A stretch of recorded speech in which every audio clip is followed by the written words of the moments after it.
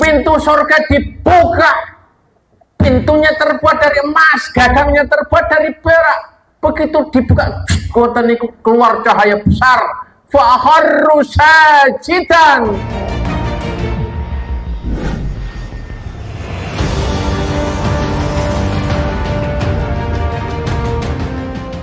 Wabarakatuh.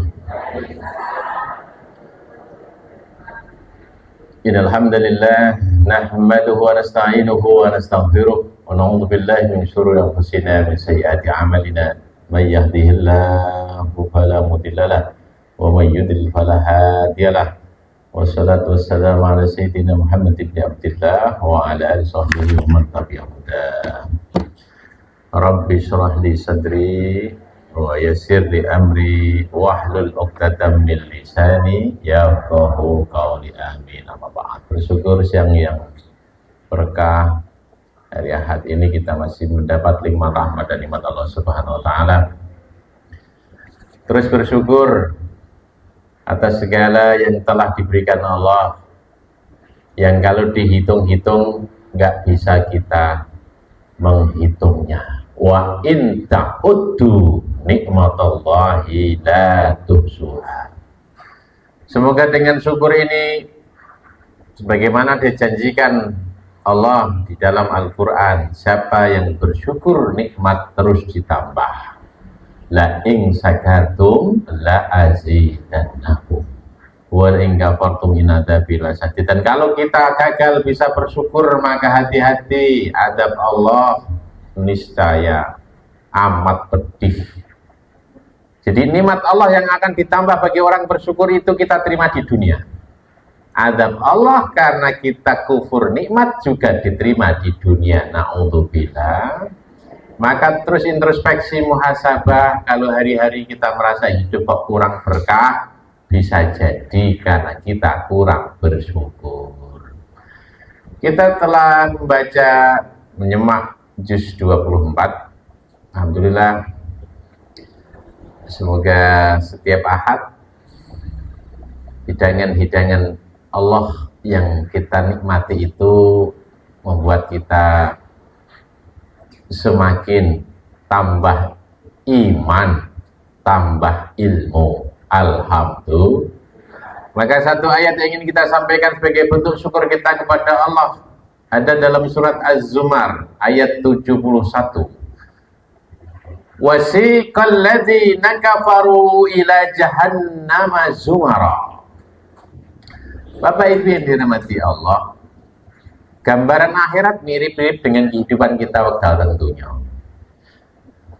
Tentunya tiang niku nggih berkelompok dalam rombongan-rombongan, ada dalam komunitas gitu. Ternyata di akhirat mirip ngaten. Wasiqal ladzina kafaru ila jahannama zumara. Kelak di akhirat orang-orang kafir itu digiring menuju neraka jahanam secara berombongan. Secara apa? Jadi mlebune mboten siji-siji, rombongan. Karena itu hati-hati. Siapa lingkungan pergaulan kita di dunia, itu juga menjadi lingkungan nanti kita di akhirat. Nek kumpul kali wong sing penuh dengan dosa maksiat, di akhirat dia kepanggih malih dan akan digiring secara berhubungan masuk neraka jahanam. Maka perbaiki lingkungan kita, pilih komunitas yang baik supaya kita paling tidak ngerti gambaran kita nanti di akhirat kita itu digiring kemana. Ya tergantung bersama siapa kita hidup di dunia ini. Di ayat 73 ini menggembirakan, semoga kita masuk ayat ini. Wasiqal ladzina taqaw rabbahum ilal jannati zumara. Sementara orang kafir digiring ke neraka jahanam berombongan, orang-orang yang bertakwa kepada Allah sama digiring bersama-sama kemana? Ilal jannati, menuju ke dalam surga. Alhamdulillah. Jadi rombongan itu tergantung Kalau rombongan orang jahat penuh dosa maksiat, rombongannya menuju neraka. Tapi kalau kita insya Allah setiap hasia rombongan di mawata, mangke nggih koncone nggih ngeten iki. Coba Bu titeni konco kanan kiri ini dingeti sik, Bu. Dingeti. Nah, kira-kira main mencik deh ngaten. Makanya sekali waktu kalau jenengan sudah berada dalam rombongan, karena jenengan tiang-tiang saya tidak pernah punya sakit hati, dilarake ora iso lorati niku masyaallah. Nganti sing nglorati malah sing nglarake. Iku tak omongi kasar kok guyang guyu wae. Ana wong pengen nyerekke jangan guyang guyu. Wah itu ngalahkan orang yang setiap malam sholat 1000 rakaat. Karena apa? Tidak pernah punya sakit hati. Alhamdulillah. Ngoten niku nggih mesti mlebu swarga. Kancane nggih sami ngoten niku jenengan. Nah, makanya kalau jenengan sudah dalam rombongan, nggih tengok kanan tengok kiri, ngoten niku. Lah kon jenengan kok kelangan kok ora ketok Pak Sofyan nang ndi. Jenengan takut Gusti Allah Ibu ya. Gusti, Pak Sofyan kok boten ketok teng pundi? Mungkin karena terlalu banyak bicara, dia banyak dosa, sehingga di rombongan yang sebelah sana masuk neraka jahanam. Jenengan laporkan Gusti Allah. Jenengan ketut rombongan beriki Gusti, kami pernah bersama-sama setiap ahad siang. Oh, sebenarnya nggih. Jadi ulane jenengan aja nganti lali wajah bubu, ngerti. Selain ngerti konco kirine, Bu tak eling-eling Bu, pokoke akhir rombongan kok tak ngerti keteran tak takok Gusti Allah. Gusti, lho koncoku nek ning jejer niku tak pundi iki? Nggih. Wasiqal ladzina taqaw rabbahum ilal jannati zumara. Hatta idza ja'uha, ketika digiring bersama-sama menuju ke dalam surga itu, pas di depan pintu, futihat abwabuha, dibukalah pintu-pintu surga. Makanya dalam riwayat-riwayat hadis disampaikan, benjing teng dina kiamat di padang mahsyar ada satu orang yang paling sibuk. Sinten kinten Nabi. Sinten kinten yang paling sibuk. Ternyata yang paling sibuk adalah jeng Nabi. Awalnya orang-orang niku datang kepada Nabi sekaligus manusia pertama, Nabi Adam. Maka mereka mengeluh minta tolong. Wahai Nabi Adam, kau manusia pertama, bahkan kau pernah tinggal di surga. Sekarang kami ingin masuk surga, tolong kami. Jawaban Nabi Adam, memang aku pernah tinggal di surga, tapi kalian juga tahu akhirnya aku terusir dari surga gara-gara aku melanggar larangan Allah. Maka aku nggak bisa menolongmu. Umat Nabi Adam minta tolong pada nabinya, dan nabinya tidak bisa menolong. Coba kamu cari lagi.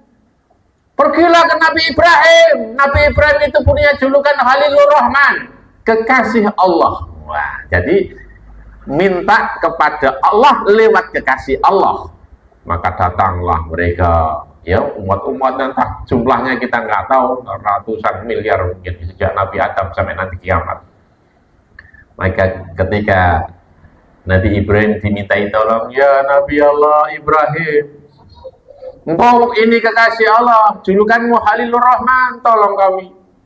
Kondisi berat di padang mahsyar, bawa kami masuk ke dalam surga. Nabi Ibrahim maksud, aku ini bisa apa? Aku nggak bisa menolong kalian. Aku mungkin bisa menolong beberapa keluarga terdekatku saja. Kalian datang ke Nabi Musa. Nabi Musa itu pernah menolong Bani Israel, jumlahnya begitu banyak dari kejaran Fir'aun. Maka mereka datang, umat-umat Nabi Musa datang kepada Nabi Musa. Nabi Musa itu punya julukan Kalimullah, Nabi yang pernah diajak bicara langsung oleh Allah, yaitu di Gunung Sinai. Hampir semua Nabi terima wahyu itu di atas gunung. Nang dur gunung, dalam kondisi yang sepi, tidak ada temennya, itu hanya munajat beribadah kepada Allah. Dereng nanti kalau mireng ana nabi untuk wahyu di tengah keramaian, teng mall ora. Suruh pasar gitu. Nah ini jangan sering-sering pergi ke mall. Nah ibu-ibu rada angel iki mesti. Nah ibu-ibu kan senengane kan. Nek ora ke mall ngemil karo ngomel. Semua nabi terima wahyu rata-rata di atas gunung sendiri, tidak ada temennya. Aja sering-sering dalam keramaian, secukupnya, dalam keramaian secukupnya, kembali, nggak harus naik gunung, masuk kamar di sepertiga malam yang sepi, munajat sama Allah. Itu memang tidak akan turun wahyu kepada kita, karena la nabiyya ba'di, ketika kanjeng Nabi sudah tidak akan ada nabi setelahku, tapi ilham terus diberikan Allah kepada orang-orang yang hatinya bersih. Di Gunung Sinai Mesir, Nabi Musa terima ayat-ayat suci kitab Taurat. Maka umat Nabi Musa datang ke Nabi Musa, tolong kami Nabi Musa, kami berat menghadapi padang mahsyar yang panas, matahari didekatkan, ngoten niku. Ngeten niki jenengan teng latar sejam kuat tuh. Padahal matahari jaraknya entah berapa ribu tahun niku. Nah, di hari mahsyar itu matahari didekatkan hanya sejengkal sekilan ngoten niku. Maka banyak orang yang tenggelam karena keringatnya. Ada yang keringatnya semata kaki, itu dosane rada sithik. Sampingnya keringat sedengkul, dosane akeh. Wonten keringetnya niku sak udel, wonten malih keringetnya sak gulu. Sebagian ada yang tenggelam karena keringatnya sendiri. Itu beda banjir di padang mahsyar dengan banjir temriki. Nek banjir temriki banyune padha, ngoten. Nek temriki nggih boten. Ana sing satu kaki, ada yang tenggelam.